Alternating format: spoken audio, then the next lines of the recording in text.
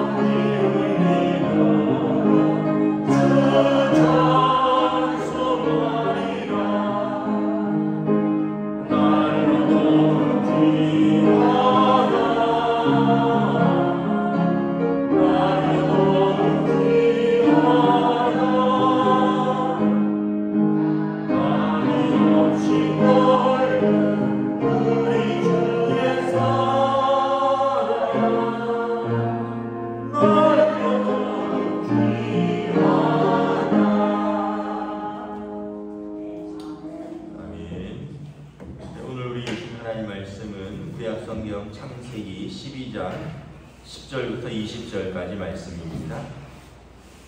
창세기 12장 10절부터 20절까지 말씀입니다. 다 찾으신 줄 알고 저와 여러분들이 한 절씩 교도하겠습니다.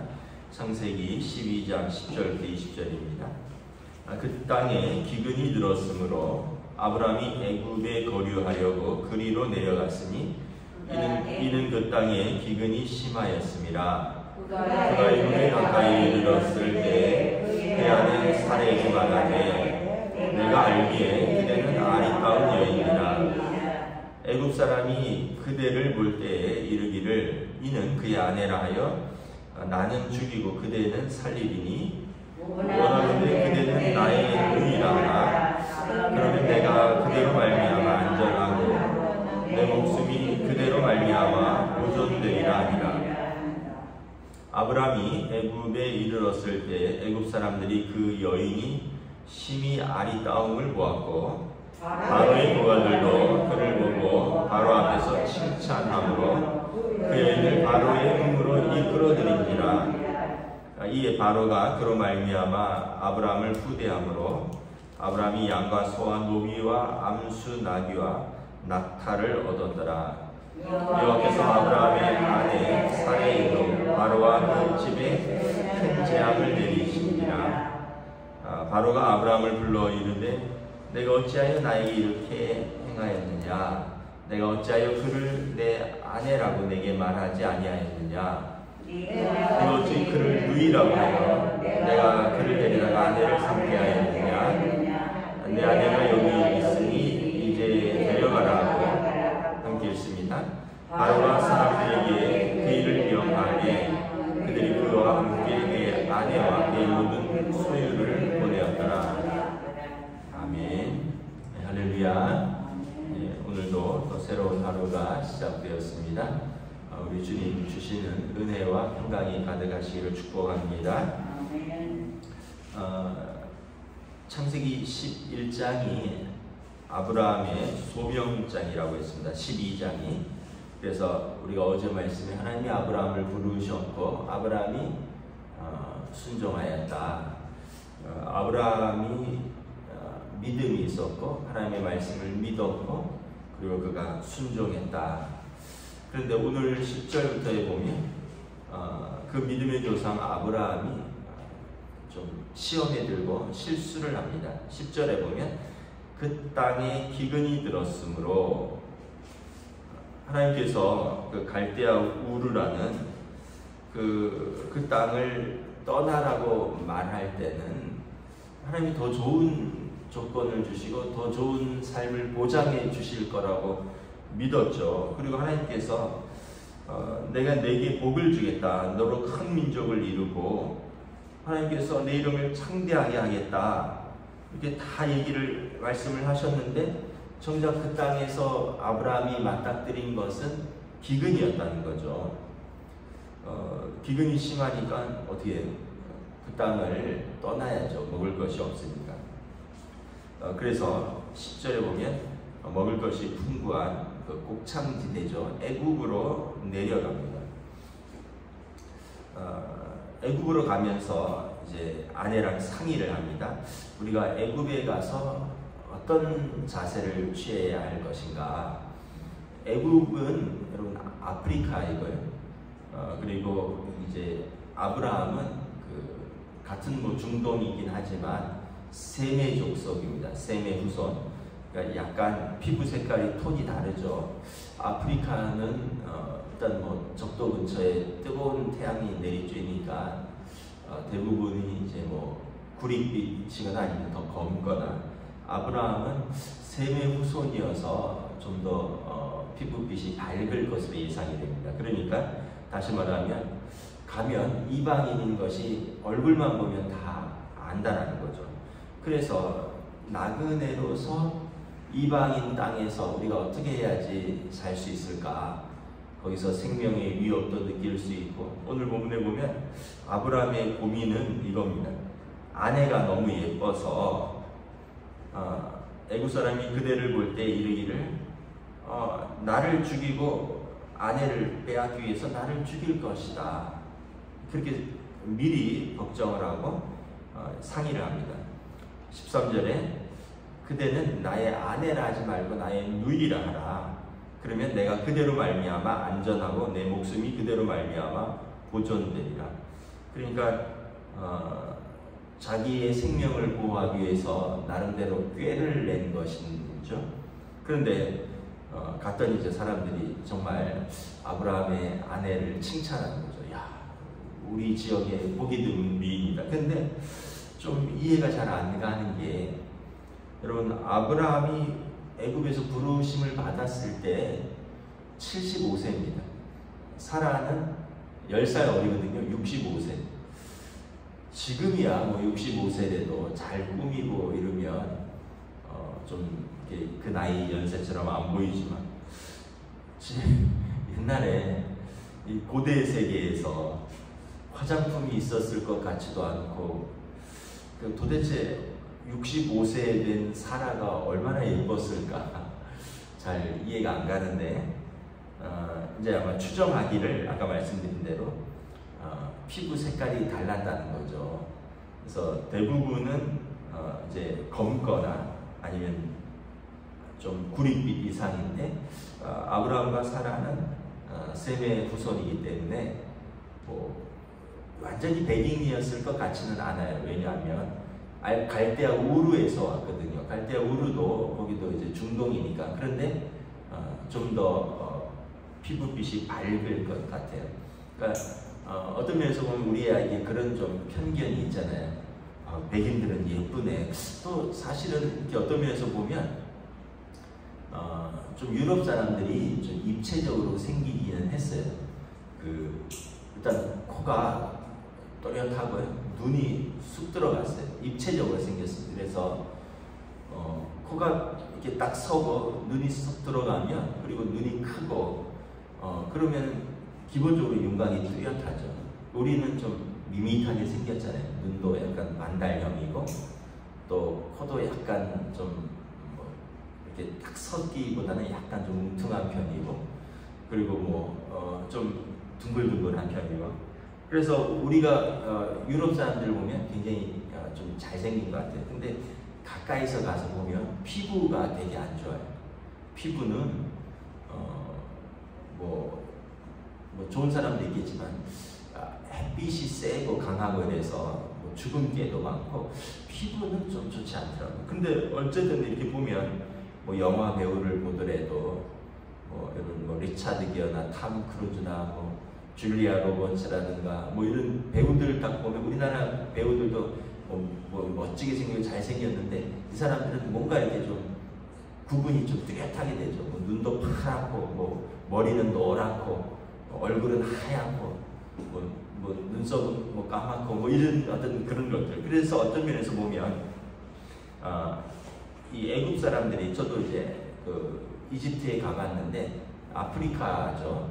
그래서 애굽 사람들이 볼 때 이 아브라함과 사라가 굉장히 좀 이국적으로 보이고, 또 사라는 예뻤던 것 같습니다. 그래서 그 신하들이 15절 보면 바로의 신하들이 그를 보고 바로 앞에서 칭찬하니까 왕이 그래? 그럼 좀 데려와라. 그 당시 왕이야 부인도 많고 첩도 많고 그랬으니까 내가 보상하겠다. 오빠한테 보상하겠다. 그리고는 이제 16절에 보면 바로가 사라를 자기가 아내로 취하고 아브라함에게 오빠라고 생각했으니까 지참금으로 양과 소와 노비와 암수 나귀와 낙타를 잔뜩 주었습니다.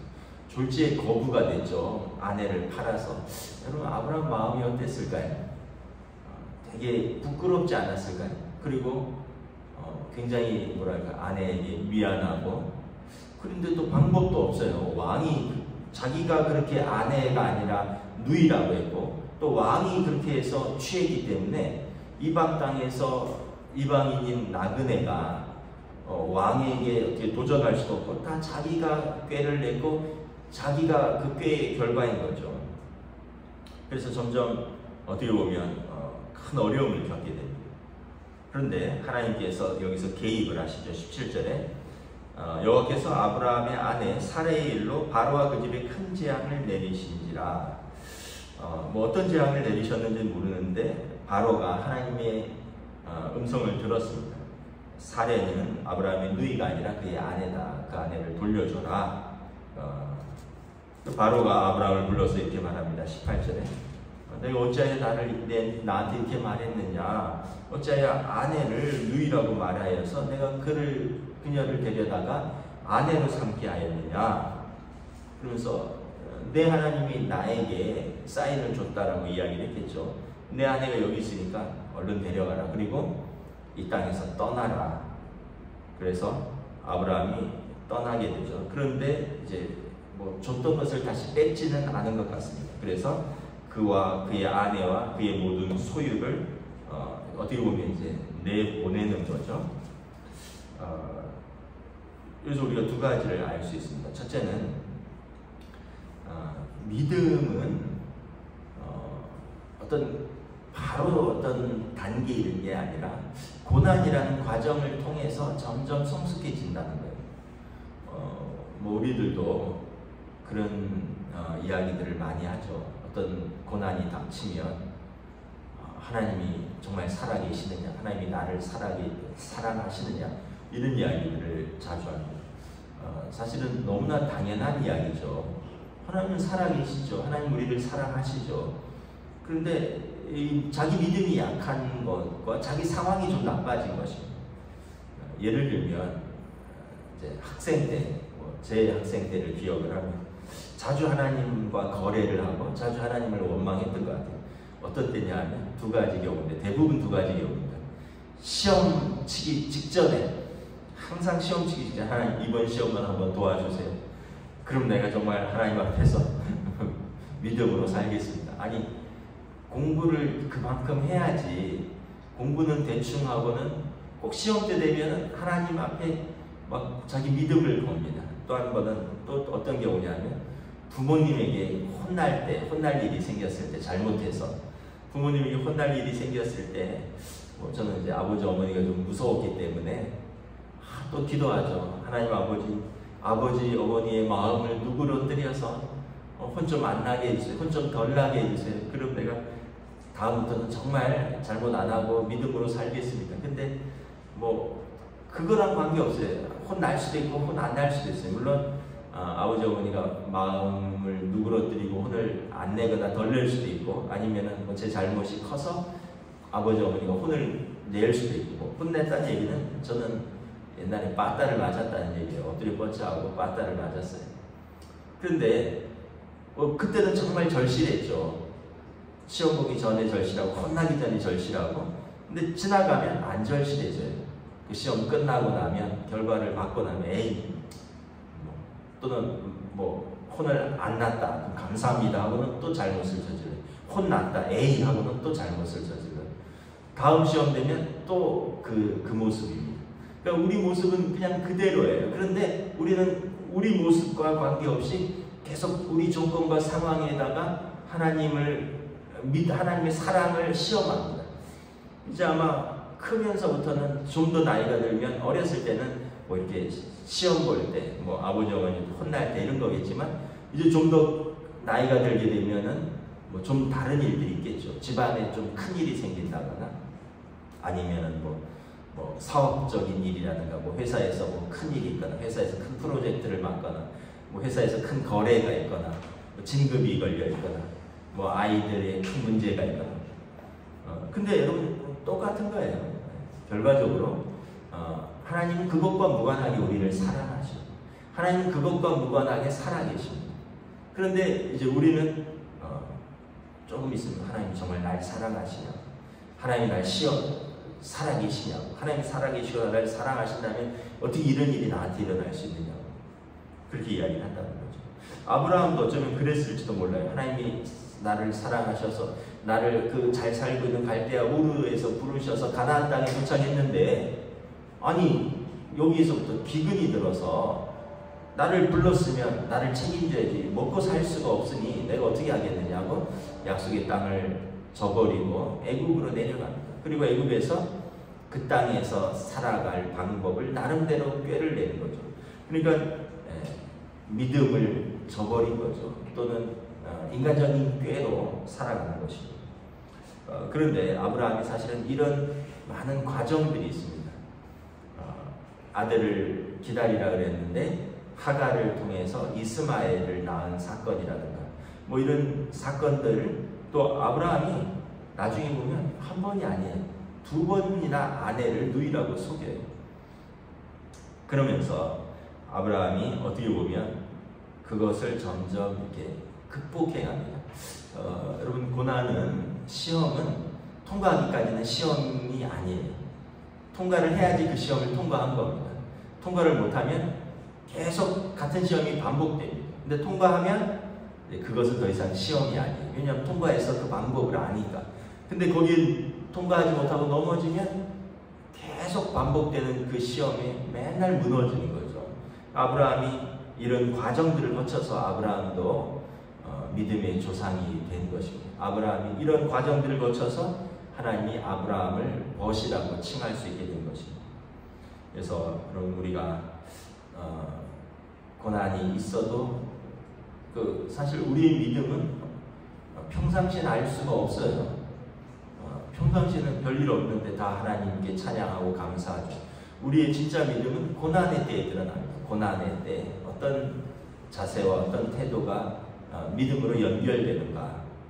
우리의 진짜 믿음은 고난의 때에 드러난다고 보면 됩니다. 고난의 때 우리의 진짜 믿음이 드러나고, 고난의 때 우리의 믿음의 크기, 그리고 고난의 때 진짜 우리의 믿음의 진실성이 드러나는 것입니다.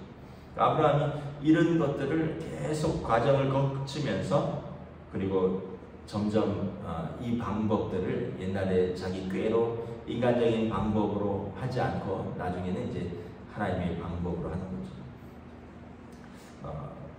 뭐 대표적인 사건이 그런 것이겠죠. 롯과 헤어질 때 자기가 더 높은 자리에 있고 더 위치가 있고 나이도 더 많고 그렇지만 자기가 좋은 땅을 택하지 않습니다. 양보하죠. 아브라함은 족장이고 롯은 양아들처럼 족한데 자기가 다 키웠는데 롯이 컸다고, 또 롯이 나름대로 세력을 형성했다고 자기와 자기 그 종들하고 갈등을 빚으니까 너 독립해라 하면서 롯에게 다 양보하잖아요. 믿음이 없다면 자기가 더 좋은 걸, 내가 나이가 많고 내가 너를 지금까지 키웠고 내가 식구가 많고 내가 족장이니까 내가 더 좋은 것을 취하겠다 했는데, 이제 아브라함이 이제는 믿음이 뭔지를 아는 거죠. 점점 알아가는 거죠. 그래서 이런 조건 환경보다 더 중요한 것은 내가 하나님 편에 서 있는 것이다. 이걸 아는 것이고, 이걸 고백하고 이걸 선택하는 거죠. 그래서 여러분, 저와 여러분들도 어떤 고난도 있고요, 위기도 있는데 이걸 우리가 잔꾀로 넘어가는 것이 아니라 정말 하나님 앞에서 진실되게 믿음으로 통과할 수 있기를 주님의 이름으로 축복합니다. 네. 그리고 또 하나는 그러한 아브라함의 어떻게 보면 믿음 없음에도 불구하고, 그 불성실함에도 불구하고 하나님께서 은혜를 베푸시죠. 아브라함은 연약하고 또 어떻게 보면 자기가 초래한 어려움입니다. 자기가 초래한 거짓말의 결과이죠. 그런데 하나님은 여기 개입하셔서 아브라함을 건져내십니다. 그래서 그로 하여금 아내도 아브라함도 다치지 않고, 이제 부인은 조금 원망이 있었겠죠. 이 인간 못 믿고 살겠구나. 여차하면 자기를 누이라고 하겠구나. 그런데 하나님께서 아브라함과 사라를 다 보존하시고, 그리고 그들에게 기근을 해결할 수 있을 만큼 넉넉한 또 양과 소와 노비와 암수나귀와 낙타를 얻었습니다. 하나님은 우리의 실수에도 불구하고 하나님은 실수하지 않으시는 하나님, 우리의 연약함에도 불구하고 우리를 도우시는 하나님, 우리는 늘 하나님을 실망시키고 우리는 늘 하나님을 배반하지만 하나님은 신실하셔서 그러한 우리를 늘 기다려주시고 또 도와주시고 우리를 세워주시는 하나님이시다. 그래서 그 하나님의 성품 중에 헤세드라고 있습니다. 헤세드는 뭐냐면 신실함, 자비, 인자와 자비 이렇게 번역할 수 있는데 신실한 인자와 자비입니다. 우리처럼 뭐 이래서 나는 이렇게 하겠다, 저래서 나는 저렇게 하겠다, 난 기분이 나빠서 이건 하겠다, 난 기분이 나빠서 이건 안 하겠다, 이게 아니라 상황과 관계없이, 조건과 관계없이 하나님은 언약에 항상 신실하시다. 이게 이제 헤세드입니다. 그래서 모세가 하나님 앞에서 이스라엘 백성을 그 금송아지 사건으로 이스라엘 백성을 위해서 중보기도할 때 하나님의 성품에 호소하죠. 하나님의 헤세드, 아브라함과 이삭과 야곱 우리 조상들에게 언약을 맹세하신 하나님, 오늘 우리와 우리 백성들에게 언약을 기억하여서 우리를 용서하여 달라고. 그래서 하나님의 헤세드, 우리는 변덕이 무쌍하고 또 우리는 날마다 연약하고 실수하고 허물이 있지만 하나님은 언제나 그 자리에서 우리를 사랑하시고 우리를 구원하신다. 이 사건을 통해서 우리가 두 가지를 알 수 있는 것입니다. 말씀을 정리하겠습니다. 우리가 어려움이 있고 고난이 있어도 우리의 잔꾀가 아니라 믿음으로 헤쳐나갈 수 있기를 원하고, 또 언제나 우리에게 동일한 시선과 동일한 사랑으로 함께 하시는 하나님의 신실하신 은혜 가운데 거할 수 있기를 주님의 이름으로 축복합니다. 기도하겠습니다. 하나님 은혜를 감사합니다. 오늘도 주신 말씀 속에서 우리가 참 신앙생활을 하고 우리가 예수님을 믿고 신앙생활하고 하나님의 자녀가 되었는데 우리 삶이 여전히 시험이 있는 것을 우리가 깨닫게 됩니다. 고난도 있고 시험도 있고 어려움도 있고, 그러나 그러한 과정들을 통해서 우리가 처음에는 시행착오를 거치고 처음에는 넘어지지만 점점 그러한 과정들을 통해서 시험 속에서도 하나님을 신뢰하는 법을 배우고, 시험과 고난 속에서 우리의 잔꾀가 아니라 우리의 지혜가 아니라 하나님의 지혜를 신뢰하고 하나님을 의지하는 법을 배워갑니다. 그리고 또한 우리의 연약함과 허물 속에서도 하나님은 언제나 그 자리에 계시고 언제나 성실하시고 언제나 인자와 자비가 많으시며 노하기를 더디하시며 우리에게 은혜를 베푸시는 좋으신 하나님이라는 것을 다시 한번 깨닫습니다. 우리의 평생에 지금까지 우리를 지켜주신 하나님 앞에서 우리가 믿음으로 주님을 의지하고 믿음으로 살아가는 저희들로 인도하여 주시옵소서. 감사를 드리오며 우리 주 예수 그리스도의 이름으로 기도드리옵나이다. 아멘. 하늘에 계신 우리 아버지, 아버지 이름을 거룩하게 하시며 아버지 나라가 오게 하시며 아버지 뜻이 하늘에서와 같이 땅에서도 이루어지게 하소서. 오늘 우리에게 일용할 양식을 주시고 우리가 우리에게 잘못한 사람을 용서하여 준 것 같이 우리 죄를 용서하여 주시고 우리를 시험에 빠지지 않게 하시고 악에서 구하소서. 나라와 권능과 영광이